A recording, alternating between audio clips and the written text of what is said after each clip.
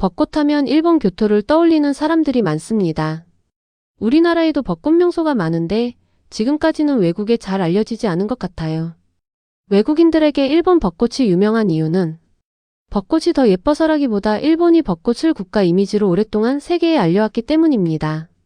우리나라는 산책 중심으로 사진 촬영 비중이 크다면 일본은 하나미라는 봄철 문화로 밤까지 벚꽃이 만개하면 가족, 친구, 직장 동료들이 공원이나 강변에 모여 돗자리를 깔고 도시락을 먹고 술을 마시고 담소를 나누며 몇 시간씩 벚꽃 아래에서 시간을 보낸다고 하네요. 실제로 전 세계 여행자들 사이에서 벚꽃 여행지를 묻는다면 교토나 도쿄가 먼저 나오는 경우가 대부분이죠. 그런데 요즘 분위기가 달라지고 있습니다.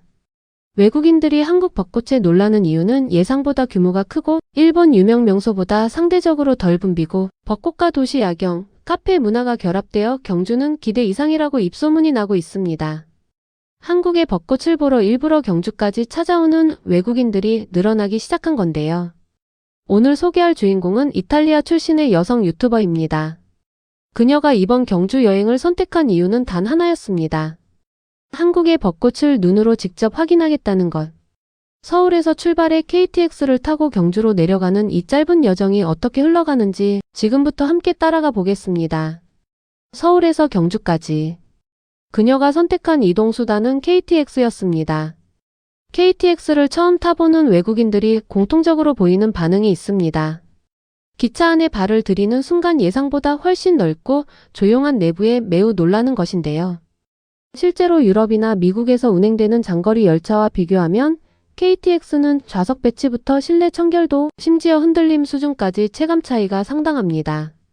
유럽 고속열차인 탈리스나 유로스타도 좋다고 하지만 좌석 앞 헤드레스트 하나 조절도 안 되는 경우가 흔한데 반해 KTX 내부는 정리정돈된 상태로 유지되는 것이 기본이거든요. 경주역에 내린 그녀. 역사 밖으로 나오는 순간 눈앞에 펼쳐진 것은 경주역 특유의 물결 모양 지붕 구조물이었습니다. 이것 하나만 봐도 경주가 왜 외국인들이 신라의 수도라고 부르는 도시인지 바로 이해가 됩니다. 유서 깊은 천년 고도의 도시임에도 불구하고 역사 건축물은 이렇게 현대적인 디자인을 품고 있으니까요.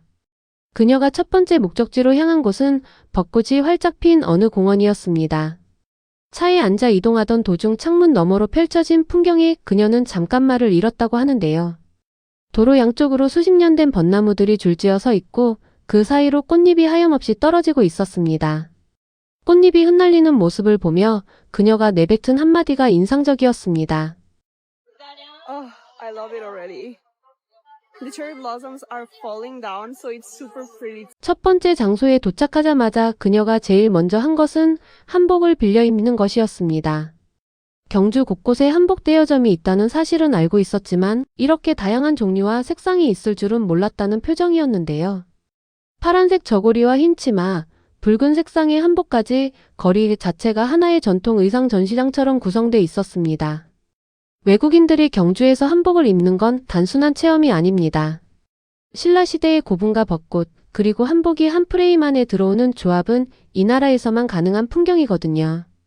한복을 입고 대릉원 주변을 거닐던 그녀는 그 풍경이 자신이 상상했던 것과 완전히 다르다는 말을 합니다.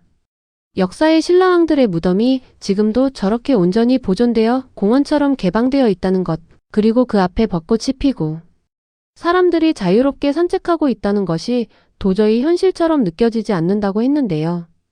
유럽의 역사 유적은 대부분 높은 입장료와 엄격한 관람 제한이 따르지만 경주대릉원은 그 규모에 비해 입장료가 믿기 어려울 정도로 저렴하고 접근성도 열려 있습니다. 왕의 무덤 앞에서 한복을 입고 벚꽃을 손으로 만져보는 것이 이 나라에서는 그냥 봄날 오후인 것이죠.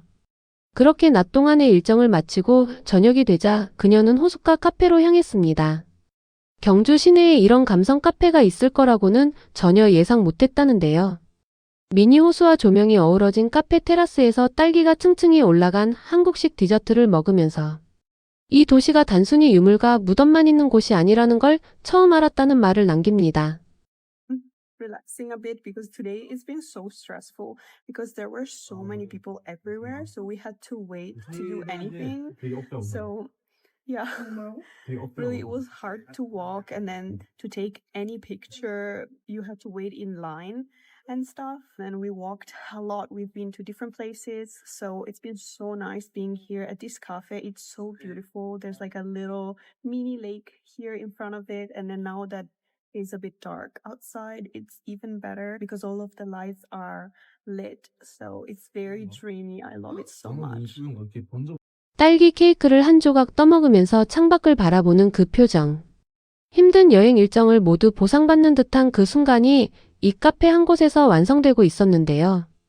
실제로 경주에는 이런 공간들이 곳곳에 숨겨져 있습니다. 화려하지 않지만 조용하고 오래됐지만 촌스럽지 않은 공간들.